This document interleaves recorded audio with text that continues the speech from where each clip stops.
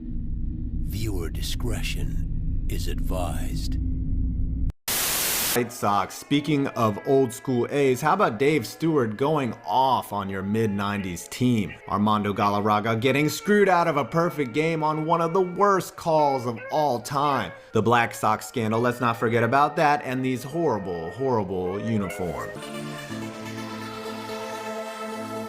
One of the most unusual names for a ballpark, Guaranteed Rate Field retained many of the features of the old Comiskey Park, including the exploding scoreboard to honor Bill Veeck. In 2016, Rolling Stone said the park had the worst name in all of sports, but at least you know you're getting the best rate for what, I don't know.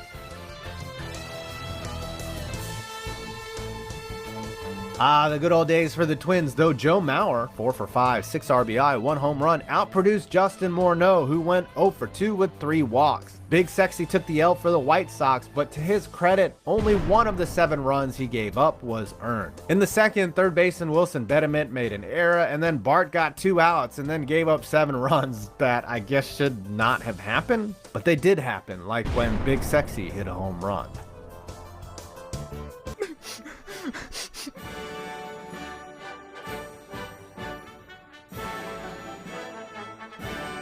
Though he looks like a hairy alligator, Southpaw has declared himself that he is a big fuzzy green dude that loves the Chicago White Sox. Though to me, he looks like an overgrown tadpole. His name is the common term for a left-handed pitcher, and you would think he would be a bear or a dog, but the south part is for the fact that the White Sox are on the south side of Chicago. FYI, alligators don't have paws. And now for the cheatingest moment in MLB history. You knew this one. In 1919, the Chicago White Sox intentionally lost the World Series as a big FU to their owner, known cheapskate Charlie Comiskey. What's been known as the Black Sox scandal got 8 players banned for life and shook the core of the game right down to its shoes, or lack thereof. I don't need to explain the whole thing. You can watch 8 Men Out.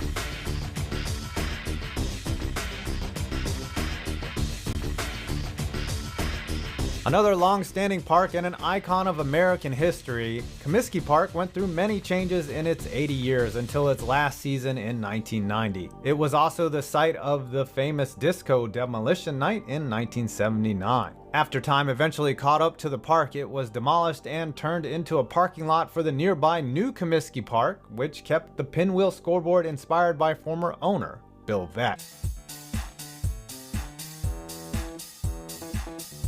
Only 11 years old and with a name that sounds like a legal brothel, Camelback Ranch hosts 2 teams, the White Sox and the Dodgers. Its capacity of 13,000 is the second largest in all of spring training, and the grandstand is modeled after those at Dodger Stadium. I like how there is a nearby lake stocked with fish and it separates the 2 clubs, and I'm sure they fight on who gets to fish in it on the off day. A stadium way ahead of its time, the Addison Dome featured a fan-style roof much like Miller Park in Milwaukee. However, it was designed slightly different with a stretchable canvas versus fabricated aluminum. The plan met immediate resistance as the park would have been about 30 miles northwest of Comiskey and lower cost designs without the roof were submitted. In a vote, the stadium referendum was killed rather quickly but with a thin margin. And now the Sox are stuck with a park that's legitimately called Guaranteed Rate Field. Okay, not the ugliest or worst park in the league, but definitely the dumbest name in all of baseball. Ironically, a shameless marketer like Bill Veeck would love the moniker. I'll give the Sox credit. The ballpark is being constantly upgraded and more amenities have been added outside, like a beer garden as well as a diamond-shaped pavilion inside. But those who have been to games here say the environment inside is old and depressing, like a retirement home. Southpaw, Chicago White Sox. As somebody who has lost countless loved ones to marijuana overdoses, I am literally pissing and shitting myself in a fit of rage looking at this abomination. It literally looks like a breathing, living version of a marijuana bud. Thanks a lot, Biden. Grade F. Chicago White Sox. Oh, look, it's the other team who plays baseball in Chicago. What purpose does this team serve except to line Jerry Reinsdorf's pockets? There have been a lot of easily forgotten titles throughout the years across sports, but does anybody, and I mean anybody remember the White Sox winning it in 2005? I don't. I'd argue that the series didn't even happen and it was all a figment of our imaginations. Other than 2005, this team hasn't won a playoff series since, checks notes, 1917. Tony La Russa is probably driving drunk right now. I'm gonna save you at least a minute of me rambling as an intro. The White Sox are terrible. Good God. I have never seen a team suddenly forget how to play the fucking game of baseball. An absolute abomination in every facet of the franchise. From the terrible player development to the poor scouting to the lackadaisical management to the shattered hopes and dreams of what was supposed to be a new era. The only revolution happening is how abysmal things have truly become. You thought last year for Southside was bad? 2024 is setting records for it. Give me the scalpel. We need to hack this team to death and salvage whatever organs we can for the black market. It wasn't always like this. Think back to COVID year. I know no one wants to, but this team was a few years removed from a deep tank. Prospects starting to emerge through the ranks, a young and hungry team with ambitions of something greater. The winning was beginning again. If only you could stop time there. Just end the story and move on. Wouldn't have the sour taste in our mouths. What has this franchise even been good for? No one remembers 2005. It's the John Tyler of World Series championships. It somehow happened and is routinely forgotten unless looked up on Baseball Reference. That is the White Sox as a whole. We wish they were forgotten but keep popping up like herpes. And like herpes, Southside's baseball team is unwanted, bothersome, and an embarrassing subject to talk about. At least the disease can be managed. The Sox cannot. I would gladly challenge this franchise to a duel. Their rules and stipulations do not matter. Risky, absolutely not. Everyone knows they can't hit anything. See them attempt to fling a bat at a baseball is as fruitless as teaching a fly English. The only result is failure. Whiffing, soft contact, terrible approaches, the whole 9 yards. They can't score runs if their lives depended on it. There are men's league teams that hit better than they do. A random smattering of average Joes on the street might stand a chance at being the same. Hitting under 220 with an OPS just over 600 as a team? When your best batter on the year is 36-year-old Tommy Pham? Guy who wasn't even on the damn team in spring training? What the hell are you doing? Your answer to the void at catcher is Martin Maldonado? Did you see how rough he looked at the end of last year? Is it supposed to be surprising that he isn't hitting? He isn't even good defensively anymore. The pitching staff went from incredible promise to the best rotation arms being Eric Fetty and Garrett Crochet. A signing from Korea and a bullpen convert. The rest of it are failed prospects, random veterans, and fringe players. Team leadership has been hyping this team up as one that thrives on defense and pitching. You mean the one with the worst FIP in baseball? The one serving chocolate chip cookies the most on a given day? As mentioned before, they also can't hit. So what do you get? A team that might end up losing to a few AAA squads. So you may be asking where all the talent is. They had great players in their system. Remember all the names from 2021 and wonder where they went off to. Well, they got hurt or fucked off. Most anyone with talent did. Yohan Moncada is always hurt. Eloy Jimenez is always hurt. Luis Roberts hurt yet again. Michael Kopech feels like he's injured all the time, yet is somehow less injured than the previous 3. Jose Abreu's gone, yet that somehow might be for the best. Tim Anderson's production turned into him against Jose Ramirez. Punched in the mouth. Andrew Vaughn hasn't panned out. Lucas Giolito, bye. Dylan Cease, that beautiful mustache is in San Diego. Grandal fell to shit. Liam Hendricks undone by cancer and Tommy John. And the list keeps going. The potential core was never stabilized properly. And the blame falls on one man alone. Meet Jerry Reinsdorf.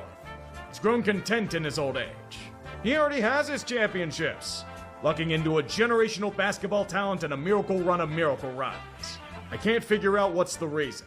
It's either malaise or fancying the idea that he can do it again without change. It's a problem with both the Bulls and the Sox. A desire for comfort over results. A place where it's about how well you get along with the owner. The equivalent of a mom and pop shop. Double standards ahoy. The secret is that the Sox have never been serious about winning. And the proof is in their spendings in the free agent market. Have you ever noticed that they talk a big game yet always seem to come up with second and third options for free agents? It's been like this for years. Most other teams will have big signings and extensions to announce to their fans, foolish or not. This is not a luxury of Southside. What they get are some items picked up at a flea market. Snooty brother to the north gets elite pitchers. You get Mike Clevenger. The only seismic movement he has is off the field.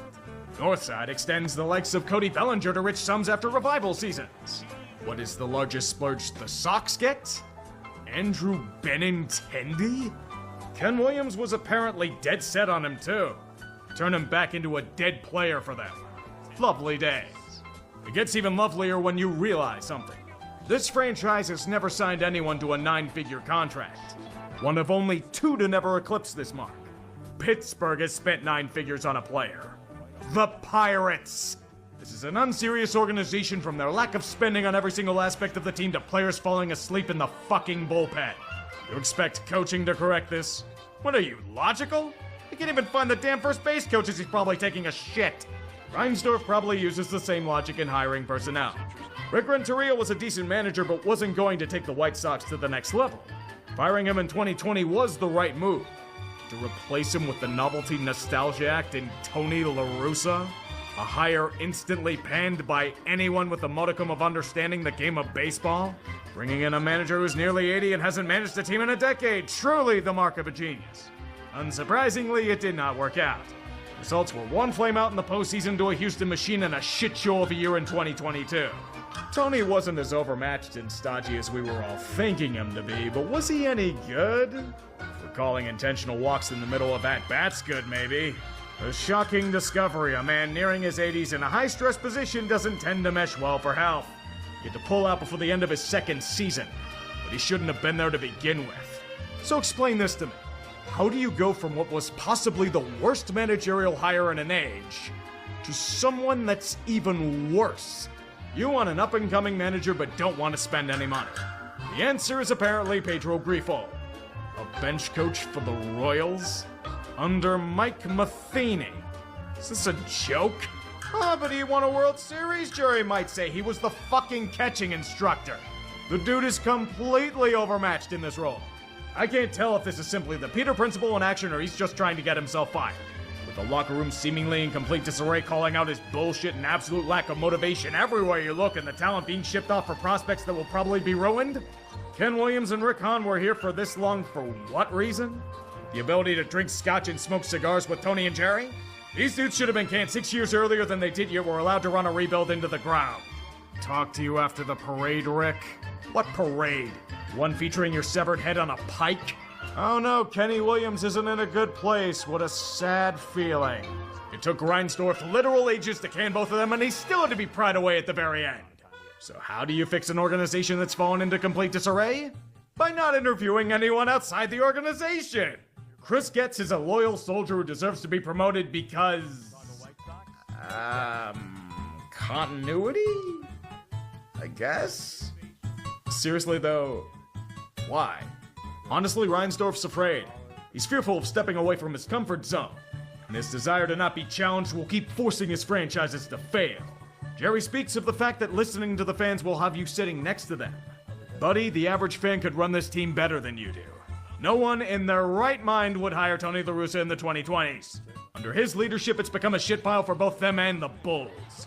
Nobody's doing anything. Nobody cares. Nobody's being held accountable. Simply collecting a paycheck going through the motions. The most hilarious part to me was that Getz said that this team was going to be competitive before the year. I know all about that word as a Pirates fan. When they say competitive, they mean lifeless dog shit. They mean 100 lost seasons. No reason to watch this franchise. There's nothing here. This is Colorado Rockies levels of death. I can't even say this is the nadir since they'll dig even lower than this. Chris Getz even said so himself. 2023 was supposed to be rock bottom. Compared to this, that year was a boom. You're shocked nobody's showing up to the ballpark? Why the hell would anyone pay money to see this? Team's awful and the atmosphere of fake Comiskey is as bleak as the product. Perhaps the stadium organ can take it, bats. It might make a better sound than the dying cat that's in it. Hurry down or else they'll cancel Sox Fest again because they're spineless cowards. Or sell the team and relocate. That sounds like the final fuck you Reinsdorf will give this franchise, and it might be for the best. The White Sox are hell, strangling all the joy and hope the game of baseball brings. Introducing your kid to this franchise is child abuse. If you hate your son, you make him a White Sox fan. You're telling him he's inferior in every way and there will be no good in his life. No matter what he does, he will be held back by apathetic people above him. It's one thing to blatantly tank for a brighter future. It's another entirely to completely botch it to the point where you have to do it again. And what makes us think that it'll work this time? With Reinsdorf at the helm? For all we know, the Sox will be getting yet another iteration of Garpax. Instead of comparing Griefel to Jim Boylan, they'll actually hire the real one to manage the team. I forgot to mention, even though Southside is the worst record by a country mile, they can't pick higher than 10th in 2025 due to draft lottery rules. These fuckers can't even tank right. It's like this is one long episode of Impractical Jokers without any of the likable characters. Wake me up in 2038. I'm expecting another angry rant on Chicago sports radio.